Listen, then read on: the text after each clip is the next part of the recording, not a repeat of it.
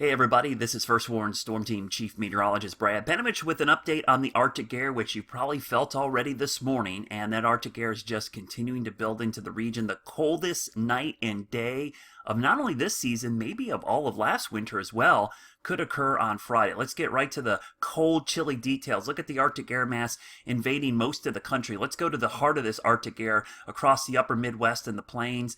Boy, look at that, well below zero. Here we are at lunchtime, Eastern time. That Arctic air spilling across the Great Lakes. We've got single digits all the way down into central and southern Ohio, where we've got snow cover on the ground, even 9 degrees over towards Snowshoe. And in North Carolina, you can see how cold this air is. I'm going to turn the satellite off. You can see temperatures in the 40s, but the leading edge of the really, really cold air is just now passing over. So the temperature is actually going to fall most of this afternoon. The fascinating thing to watch this afternoon has been these epic lake effect snow bands, which have been coming across the Great Lakes, picking up a ton of moisture, and even offshore you can see we've got some ocean effect snow. That should really tell you just how cold this air mass is. Now this is going to set up our icy threat for late Friday into early Saturday. Let's get to the details of that, because that's really going to be the only major issue besides the very, very cold air that's in place right now. Let's show you the setup. You see the Arctic high out there in the middle of the country. I'm going to advance this a little bit. Here's our Arctic high right there.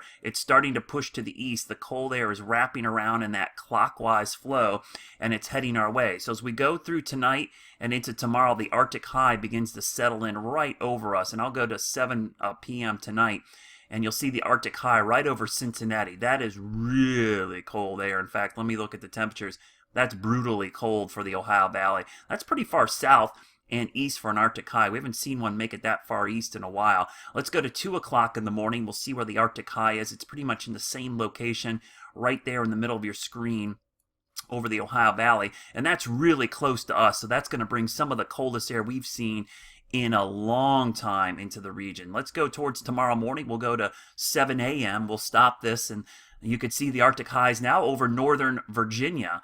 And so tomorrow morning, I easily expect with the high parked right there, that temperatures in this area will be in the single digits and teens. I mean, that is brutally cold air for this time of year. Now, while that's happening, we look out west, we've got a storm system coming out of the plain, or coming out of the Rockies, and you can already see the moisture starting to get pulled up here and even here. Even though the Arctic high is pumping cold air at the surface, we've got moisture aloft and warmer temperatures aloft starting to push east as we go through your Friday. So the net effect of this on Friday is going to be high clouds coming in. So not only is it going to be cold in the morning, but with high clouds coming in to block out the sunshine, it is really going to be cold Friday. We'll be lucky to get into the mid-30s. You see that Arctic high taking on the perfect setup for cold air damming, and you'll see this on the temperature map. You see that cold air wedging itself up against the mountains, that pocket of cold air all the way down here into Georgia, and it's actually warmer over here than it is down here in South Carolina and parts of Georgia tomorrow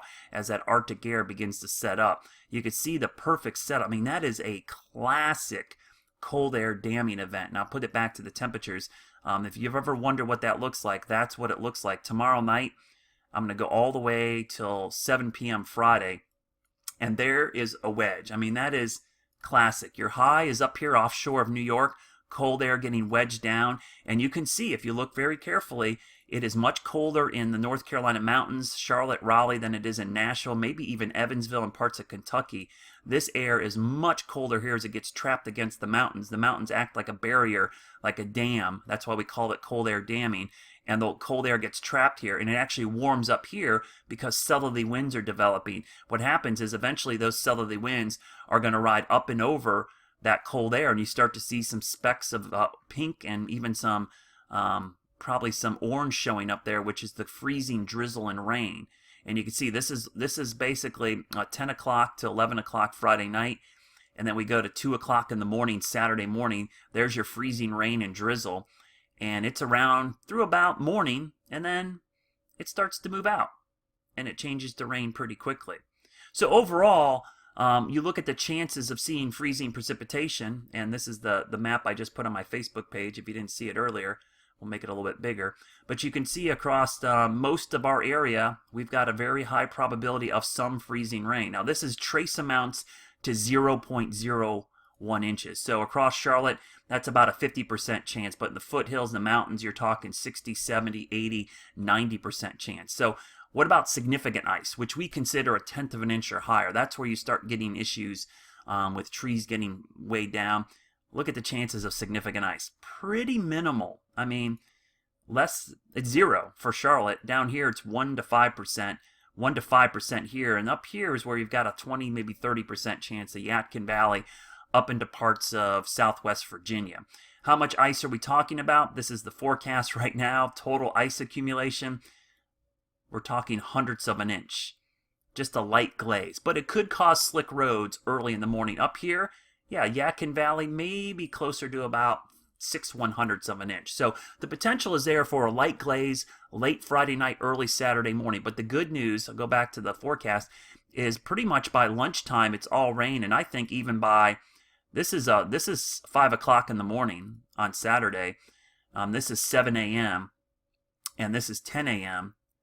and this is 1 o'clock. So things transition pretty quickly, but you can still see the wedge of cold air trapped in. These are temperatures in the 30s. So it's not a warm day. When I say it warms up above freezing. So once you get past about 10 o'clock on Saturday, I think the threat is pretty much over and everything changes to just a cold rain. So that's the latest. Stay tuned. We're likely going to see a freezing rain or freezing drizzle advisory issued for parts of our area, maybe as soon as tonight or first thing tomorrow morning.